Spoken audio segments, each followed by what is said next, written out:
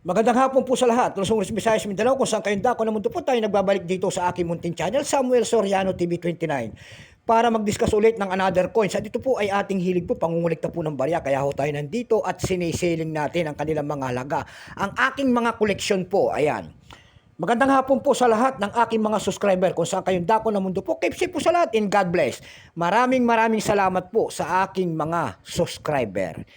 Yun naman po, hindi pa po nakapag-subscribe dito sa aking YouTube channel at gusto nyo ang ganitong mga topic po about coins. Ayan, siniseling natin ang kanilang mga halaga. Ayan, hihingi po sana ako ng pabor at malaking tulong na yung gagawin nyo tulad ng pagpindot ng ating subscribe button, like and share para ma-update po kayo sa mga latest ko pang gagawin mga video po. Ayan, maraming salamat din po sa nanonood doon sa aking FB page. Ayan. Maraming salamat po sa nakapalo sa akin doon sa aking FB page. Thank you so much sa inyo. Ang pag-usapan po natin barya ay 50 centimos po. Ayan.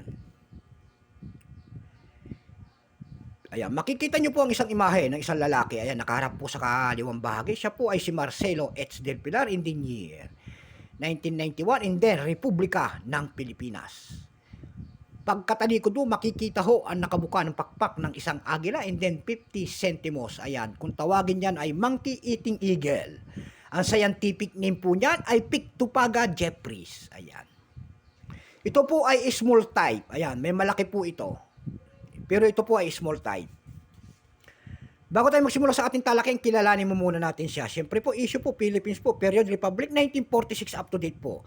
Type standard circulation coins years, 1991 hanggang 1994 lamang. Value nito, 50 centimos po. Ayan. Small type. Currency piso, 1967 up to date po. Composition po nito ay brass. May bigat po itong 3 grams. May haba pong 18 mm. May kapal po naman itong 1.5 mm. Hugis po, syempre bilog.